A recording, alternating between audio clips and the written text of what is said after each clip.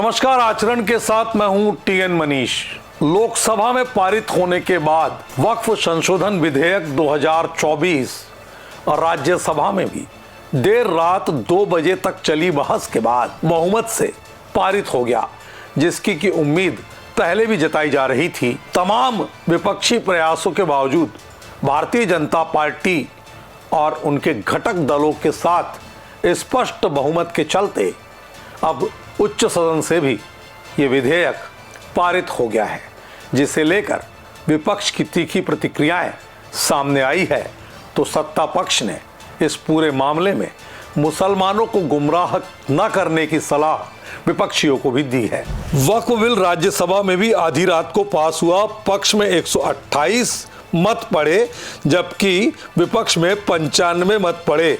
ध्वनिमत से हुई वोटिंग में ए रहीम, जॉन ब्रिटास, बी शिवसाधन के संशोधन प्रस्ताव गिर गए।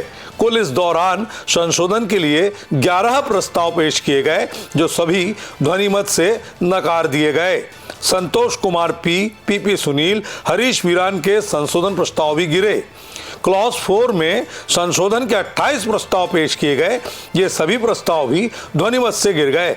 क्लॉज 5 में संशोधन के प्रस्ताव भी ध्वनिमत से हुई वोटिंग में अस्वीकार कर दिए गए। इस दौरान सपा सांसद जावेद अली खान ने कहा कि करीब 1 करोड़ लोगों ने वक्फ बिल की जेपीसी को सुझाव भेजे थे।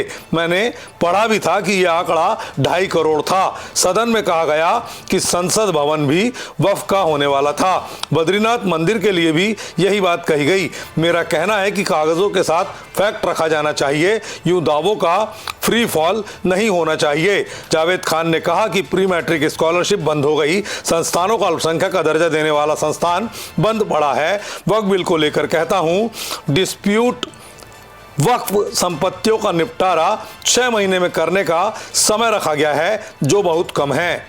जबकि वक्फ जमीनों को लेकर जो पुराना कानून था वो कहता था अगर कोई ज़मीन लंबे समय से वक्फ द्वारा इस्तेमाल की जा रही है तो उसे वक्फ का माना जा सकता है।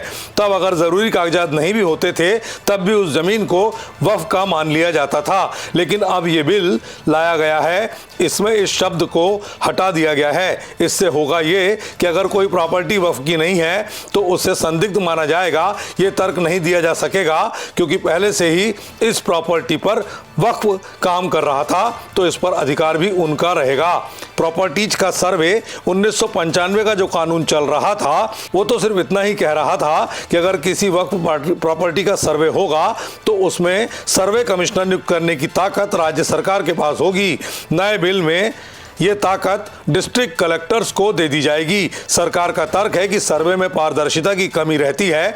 गुजरात और उत्तराखंड जैसे राज्य में तो कई जगह भी सर्वे शुरू भी नहीं हो पाए हैं। कुल मिलाकर वक्फ संशोधन विधेयक लोकसभा के बाद राज्यसभा से भी पारित हो गया है और इसके विरोध में तमाम तरह की कोशिशें बहुमत के आगे नाकाम साबित हुई है। अब यह देखना दिलचस्प होगा कि सरकार अपनी मंशा, नीति, रीति के साथ वाकई में पसमानदा जैसे जो छोटे मुसलमान हैं, जो निर्धन मुसलमान हैं, जो गरीब तबके के हैं, उनके हक में नए कानून के बाद, नए नियम के बाद कितना कुछ कर पाती है।